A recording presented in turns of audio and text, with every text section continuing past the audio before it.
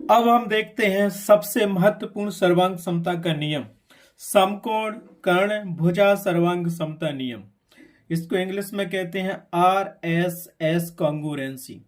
R मतलब right angle, H मतलब hypotenuse, S for side congruency rules. Right angle hypotenuse side congruence angle rules, समकोण कर्ण भुजा सर्वांग समता नियम। ठीक है, ये क्या कहता है? यदि दो समकोण त्रिभुजों में एक त्रिभुज का कर्ण और एक भुजा दूसरे समकोण त्रिभुज के कर्ण और संगत एक भुजा के बराबर हो तो वे दोनों त्रिभुज सर्वांग सम होंगे।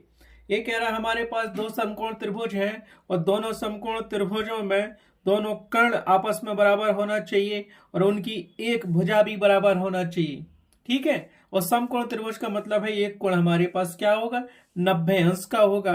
तो पहला कोण 90 अंश का होना चाहिए, फिर उसका कर्ण आपस में बराबर होना चाहिए, फिर भुजा बराबर होना चाहिए। तो हमारे पास लगेगा ये समकोण कर्ण भुजा सर्वांग समता नियम कहते हैं। इसको हम RSS नहीं कहेंगे या ASS नहीं बोलते, क्योंकि वो नियम होता नहीं है। हमारे पास यही समकोण कर्ण भुजा सर्वांग समता का नियम होता है, जो कहता है कि यदि दो समकोण त्रिभुजों में एक त्रिभुज का कर्ण और एक भुजा दूसरे त्रिभुज के कर्ण और संगत एक भुजा के बराबर हो तो वे दोनों त्रिभुज सर्वांग सम होंगे। तो अब हम इसकी उत्पत्ति करते हैं, आपको समझाते हैं। उत्पत्ति करते हैं, मान लेते हैं कि दो समकोण त्रिभुज ABC और PQR हैं, तब ये नियम किस प्रकार से लगेगा। ठीक है, तो हमने क्या किया, दो समकोण त्रिभुज ले लिए हैं ABC और PQR। पहला समकोण त्रिभुज हमारे पास A कहलाना, जिसमें कोण भी 90 डिग्री का है। दूसरा समकोण त्रिभुज हमारे पास A कहलाना, जिसमें कोण Q 90 अंश का है। उसके बाद हमें कर्ण देखना है, तो इसका एक कर्ण दिया है और इसका एक कर्ण दिया है। फिर उसके बाद देखना है भुजा, तो ये भुजा ले लो, तो इसकी ये भुजा लेनी पड़ेगी। अगर इसकी ये भुजा ली है तो इसकी ये भुजा लेनी पड़ेगी। ठीक है, तो ये भुजा और ये भुजा बराबर मान लेते हैं। तो हम क्या लिखेंगे, अगर ये नियम लगाएंगे तो कब लगेगा, देखो इस कंडीशन में कि ये कोण लिया समकोण B 90 अंश का कहलाता है समकोण त्रिभुज, और उसके सामने की भुजा कर्ण कहलाती है समकोण त्रिभुज की, और इनमें से कोई एक भुजा ले लो, चाहे ये ले लो चाहे ये ले लो, ये ले ली तो इसकी भी ये लेनी पड़ेगी। तो हमने लिख लिया त्रिभुज। अब इसमें ज्ञात क्या क्या है, हमें दिया गया है कि त्रिभुज ABC और PQR दो समकोण त्रिभुज हैं, जिसमें कोण B बराबर कोण Q बराबर 90 अंश है, और उसके सामने का कर्ण AC और PQ आपस में बराबर है, और BC भुजा और QR भुजा आपस में बराबर है। ठीक, यही लिख सकते हैं, यही दिखाना है हमें। लिख लिया, तो हमने त्रिभुज ABC और PQR में समकोण कर्ण भुजा सर्वांग समता का नियम लगेगा। तो सबसे पहले हमें दिया है समकोण, तो समकोण कहाँ पर है, ये पहला त्रिभुज दिया है कोण B पर। समकोण का मतलब होता है 90 अंश का होना, और दूसरा त्रिभुज समकोण कौन सा है, 90 अंश का कोण Q। तो यहां से लिखेंगे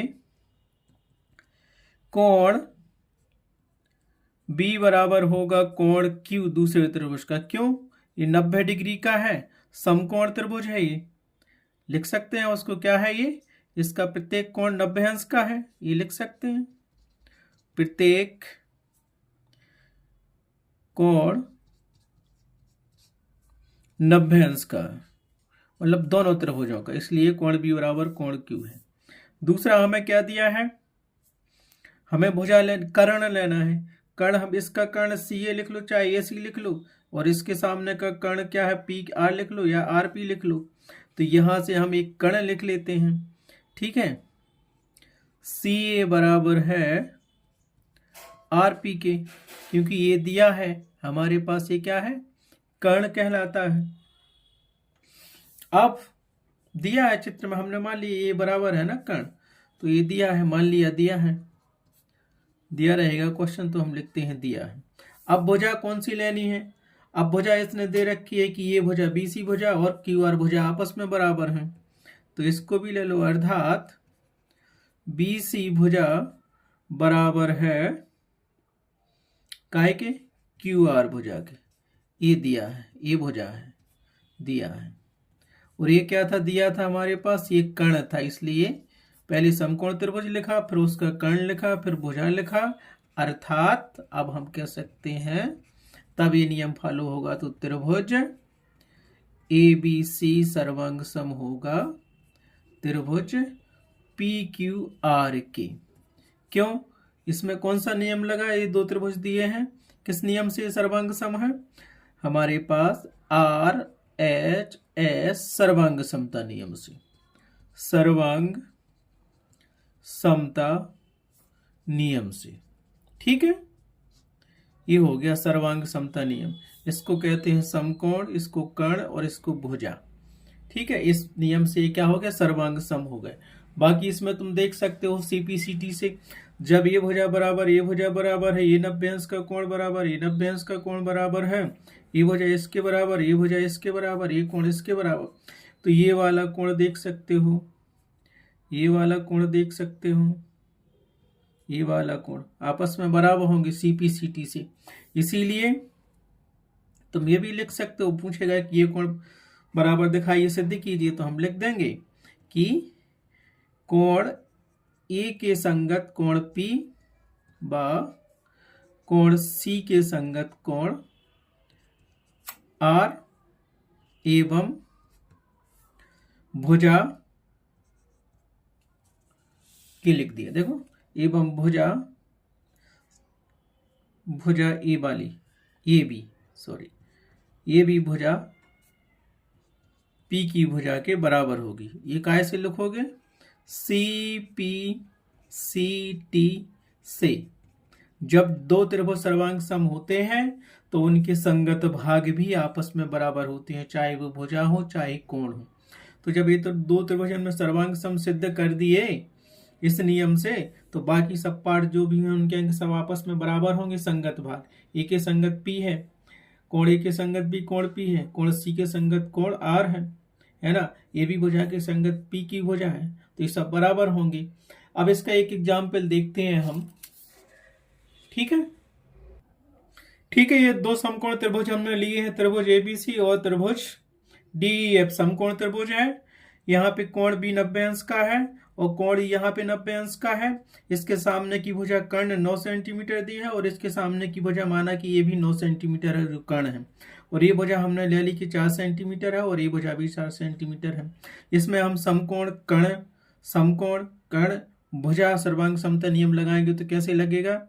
सबसे पहले हमें देखना है समकोण, तो ये कोण B पे क्या है, समकोण है, और ये क्या है, कोण E पे समकोण है। ये दोनों का 90 अंश का है, क्योंकि प्रत्येक कोण, दोनों कोण क्या है, ये समकोण है, समकोण है। ठीक है, अब कोण के बाद देखना है, समकोण के बाद देखना है हमें कर्ण। कर्ण कौन सा है, AC कर्ण दिया है, तो इसको लिखेंगे AC या CA बराबर है दूसरे संगत त्रिभुज की DEF भुजा की। क्या है, ये कर्ण है इसलिए समकोण, कर्ण दी है इसलिए ये भुजाएं बराबर है, दिया है। अब BC भुजा इसकी बराबर है EF भुजा के, इसीलिए BC भुजा बराबर है EF के। क्यों, ये बराबर है 4 सेंटीमीटर की, कर्ण तो बराबर था ही 9 सेंटीमीटर का, ये भुजाएं भी बराबर हैं।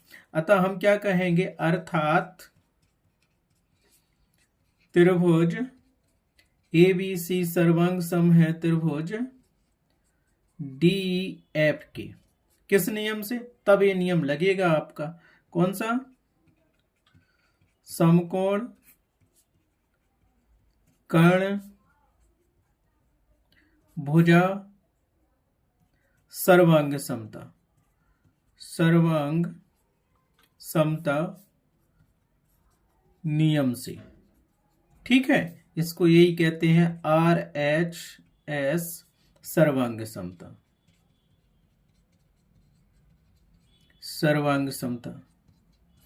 नियम। ठीक है, इससे ये क्या हो गए, दोनों त्रिभुज सर्वांग सम हो गए। और बाकी सीपीसीटी से भी क्या हो जाएंगे, ये भुजा बराबर हो जाएगी इस भुजा के, और ये कोण ये बराबर हो जाएगा कोण डी के, और कोण सी बराबर हो जाएगा कोण आपके सीपीसीटी से, क्योंकि जब दो त्रिभुज सर्वांग सम होते हैं तो उनके संगत भाग भी बराबर होते हैं। ठीक है, तो समझ में आ गया हमारे पास समकोण कर्ण भुजा सर्वांग समता नियम क्या कहलाता है।